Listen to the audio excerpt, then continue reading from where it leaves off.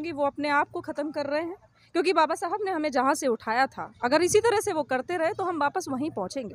और जो महिलाएं ऐसा काम नहीं करती हैं, वो नहीं समझती कि बाबा साहब ने हमें क्या दिया।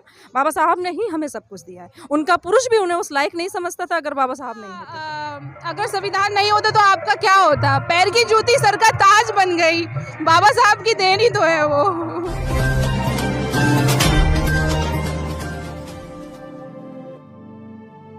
नमस्कार, आप देख रहे हैं एनबी न्यूज़ 24/7 नीलम बोध के साथ। 21वीं सदी का भारत आखिर कैसा होगा, इस देश के महान पुरुषों ने क्या सोचा होगा। और खासकर आज मैं बात करूंगी परम पूज्य बाबा साहब की, क्योंकि आज डॉक्टर भीमराव अंबेडकर जी की 131वीं जयंती मेरठ में बड़ी धूमधाम से मनाई जा रही है। और मेरे साथ में नीलम सागर जी हैं, उन्हीं से जानना चाहूँगी। डॉक्टर नीलम सागर जी, आपका स्वागत है एनबी न्यूज़ में। Thank you ma'am. I am Neelam Sagar, psychologist, mental health counsellor from Maharashtra, now UP. मैं दलित समाज से ही हूँ, मनोवैज्ञानिक हूँ और अपनी क्लिनिक चला रही हूँ। मेंटल हेल्थ काउंसलर भी हूँ और फाउंडेशन भी चला रही हूँ, वुमेन वेलबिंग फाउंडेशन। जी, यहाँ आके बहुत अच्छा लग रहा है कि हाँ कुछ बदलाव है हमारे समाज में। बहुत खुशी हो रही है, बाबा साहब की विचारधारा पे हम लोग चल रहे हैं। जी, आज आप डॉक्टर हैं और डॉक्टर होने के नाते आप बड़े अच्छे तरीके से क्लिनिक भी चला रही है और अपनी वेलफेयर एसोसिएशन भी चला रही है। तो जानना चाहूँगी कि बाबा साहब का आपके जीवन में क्या योगदान है? सारा सब कुछ बाबा साहब का ही योगदान है। मैं यहाँ तक आपके सामने आज बात कर रही हूँ, ये भी सब बाबा साहब का ही है। और हम अच्छे से सांस भी ले रहे हैं, अच्छा पानी पी रहे हैं, जो पानी के बिना हम जीवित नहीं रह सकते। तो हवा, पानी सभी का जो स्वच्छ हमें मिल रहा है वो सब बाबा साहब की देन है। तो मेरे पास आज जो भी है, अच्छा कपड़ा, मेरी एजुकेशन, सब कुछ बाबा साहब की देन है। लेकिन आज हम देखते हैं कि जो बहुत ज़्यादा पढ़ी लिखी महिलाएं, चाहे उसमें मैं डॉक्टर, आप डॉक्टर हैं, लेकिन मैं आपसे हटकर बात करी, बहुत सारी तबका ऐसा भी है महिलाओं का जो कि बाबा साहब को नहीं जानता और उनको मानता भी नहीं है। तो इस तरह की महिलाओं के लिए क्या कहना चाहेंगे?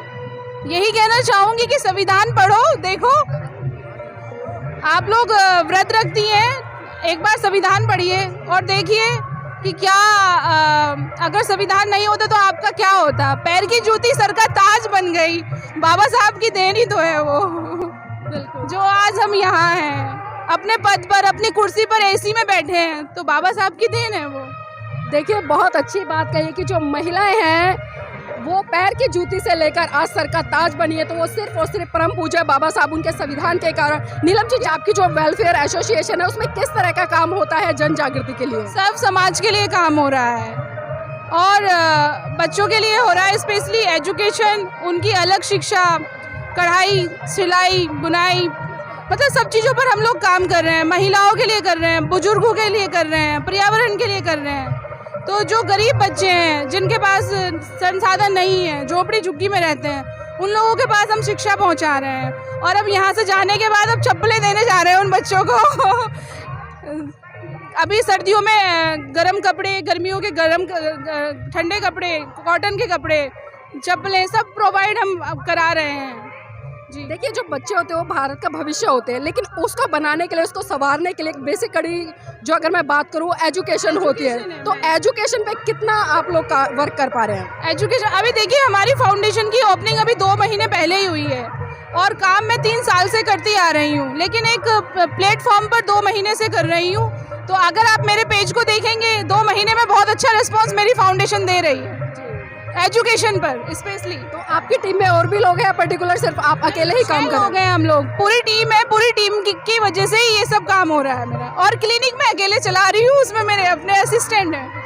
तो देखिए, अगर हम महिला सशक्तिकरण की बात करें तो महिला सशक्तिकरण में नीलम सागर जी को बोल सकती हूँ कि चाहे आर्थिक क्षेत्र में हो या धार्मिक क्षेत्र में हो, या फिर जिस तरह से आज एजुकेशन का काम देने का काम कर रहे हैं बच्चों को और उनको सबल बनाने का काम। इसी कड़ी में मेरे साथ में संगीता जी भी है, उनसे भी जानना चाहूँगी। संगीता जी, जिस तरह से समाज में काम कर रही है, और हमने सुना है कि हम अक्सर देखते हैं कि जो पुरुषवादी मानसिकता होती है उसका भी कहीं ना कहीं महिला को अपनी अस्मिता को बढ़ाने के लिए संघर्ष करना पड़ता है। तो आज किस तरह का लग रहा है आज आप इस मुकाम पर हो और उस तबके से लड़कर आई हैं जो तबका लगातार महिला को पीछे धकेलने का काम करता है? जब तक कोई पीछे नहीं खींचता है ना, तो हमें पता ही नहीं चलता है कि हमें आगे बढ़ना है जी। और इनसे लड़ते हुए जब हम आगे बढ़ते हैं, बाबा साहब को देखते हुए कि बाबा साहब को पीछे खींचने वाले किस तरह के लोग थे, वो माहौल उन्होंने कैसा देखा होगा, किस तरह से लड़े होंगे, तो हमें हिम्मत मिलती है कि जितना आप हमें पीछे खींचोगे हम उतने ही और आगे आएंगे। जी, अक्सर हम देखते हैं कि जो महिला है वो अपनी अस्मिता की लड़ाई खुद लड़ती है, लेकिन अगर हम बात करें जितने भी बहुजन महान पुरुष रहे, चाहे इसमें ज्योतिराव फूले हो या बाबा साहब हो या साहब मान्यवर काशीराम हो या अन्य जितने भी महान पुरुष हो, उन्होंने महिलाओं को प्रमुखता से अग्रिम पंक्ति में रखा है और उनके विकास पर बहुत जोर दिया है। तो आज किस तरह से देख रहे हैं, क्योंकि आज बाबा साहब की जयंती मनाई जा रही है, तो इन चीज़ों को किस तरह से देखते हैं आप? मैं तो एक चीज़ जानती हूँ कि बाबा साहब नहीं होते, उनके पीछे अगर माता रमाबाई नहीं होती। ये बहुत बड़ा मैसेज एक बहुत छोटी सी बात में है ये, कि हमारे समाज को भी ये समझना पड़ेगा कि अगर उन्हें स्टैंड करना है कहीं समाज को या अदर समाज के लिए मैसेज है कि जिस समाज को बाबा साहब मानते हैं उनमें महिलाओं का कितना बड़ा योगदान है, तो महिलाओं को शायद तो किया ही नहीं जा सकता।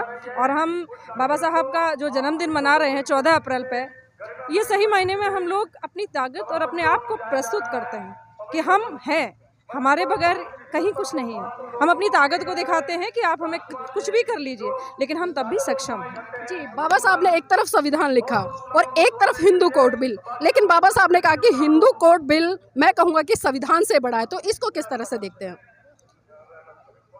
अगर हिंदू कोड बिल अगर पूरी तरह से हो जाता तो महिलाएं तो हमारी कहीं और ही होती। वो तो एक रहा कि वो पास नहीं हुआ, नहीं तो अभी हम लोगों को उससे पहले अगर हिंदू कोड बिल नहीं आता और बाबा साहब नहीं इसको करते तो हम तो पैर की जूती ही थे, और इस जूती को सर का ताज बनाया। लेकिन संविधान बहुत ज़रूरी है, संविधान को हम सर्वोपरि इसलिए कहते हैं कि अगर संविधान की हमें जानकारी नहीं होगी तो हम वहाँ तक पहुँच ही नहीं पाएंगे। संगीता जी, खासकर जो तबका बाबा साहब की जय जयकार करता है और हर साल उनकी जयंती मनाता है, उनका परिनिर्वाण दिवस मनाता है, लेकिन उनकी आइडियोलॉजी पे काम नहीं करता, उनके लिए क्या संदेश आपकी तरफ से? जो लोग ऐसा नहीं करते उनके लिए तो मैं सिर्फ इतना ही कहना चाहूँगी, वो अपने आप को ख़त्म कर रहे हैं, क्योंकि बाबा साहब ने हमें जहाँ से उठाया था अगर इसी तरह से वो करते रहे तो हम वापस वहीं पहुँचेंगे। और जो महिलाएं ऐसा काम नहीं करती हैं, वो नहीं समझती कि बाबा साहब ने हमें क्या दिया। बाबा साहब ने ही हमें सब कुछ दिया है, उनका पुरुष भी उन्हें उस लायक नहीं समझता था अगर बाबा साहब नहीं होते तो जो कुछ भी है हमें समझना ही पड़ेगा कि इनके बगैर तो हमें कुछ है ही नहीं, हम कहीं स्टैंड नहीं करते हैं। जन्म तो हमारे माँ बाप हमें दे देते हैं, लेकिन उसके अलावा हमें जो कुछ भी मिला है सिवाय संविधान और बाबा साहब के बदौलत ही मिला है। जी, बहुत बहुत धन्यवाद संगीता जी। तो देखिए, जिस तरह से संगीता जी ने अपनी बात को रखा है, बड़े अच्छे तरीके से कहा है कि अगर बाबा साहब नहीं होते और उनके द्वारा जो संविधान है या हक अधिकार है वो हमारे लिए नहीं दिए होते, तो शायद आज हम जिस पद पर और जिस पद प्रतिष्ठा पर है, आज उस पद प्रतिष्ठा पर आसीन नहीं होते। तो बहुत बड़ा संदेश है, आज लोगों को बाबा साहब की जय जयकार ना कर बल्कि उनके बताए हुए मार्ग पर चलना है और उनको मनोसात करके आगे बढ़ना है, तभी हम अपना अपने समाज का और राष्ट्र का और देश का निर्माण कर पाएंगे। जो बहुजन महान पुरुष है जिनका योगदान किसी न किसी क्षेत्र में रहा है, उनके यहाँ पर पुस्तकें हैं, उनका साहित्य है। तो यहाँ पर मेरे साथ में मान्यवर जी भी है। मान्यवर जी, नाम क्या आपका? मैं धन्यवाद, सुखबीर सिंह बौद्ध, मेरठ से। मेरठ से। सुखबीर जी, कब से इस साहित्य को बेचने का काम कर रहे हैं?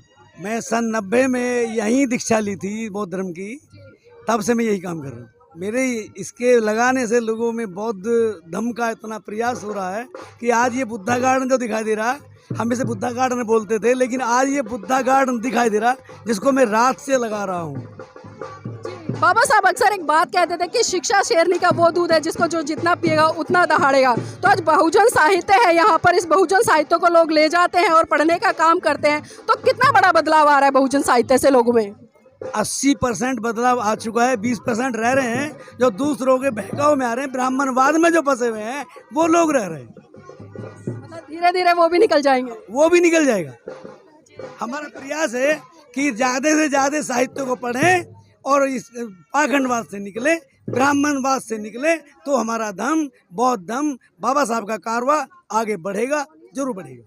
जी बिल्कुल, देखिए, जो साहित्य को जितना पढ़ेगा उतने ही ज्ञान के चक्षु खुलेंगे। और यहाँ पर आप देख पा रहे हैं कि बहुत ही सुंदर सुंदर स्टैचू भी हैं, पम्पलेट्स भी हैं, बहुत सारी चीज़ें हैं और बहुत सुंदर सुंदर तस्वीरें हैं। बाबा साहब की हो चाहे साहब काशीराम जी की हो, आप देख पा रहे होंगे।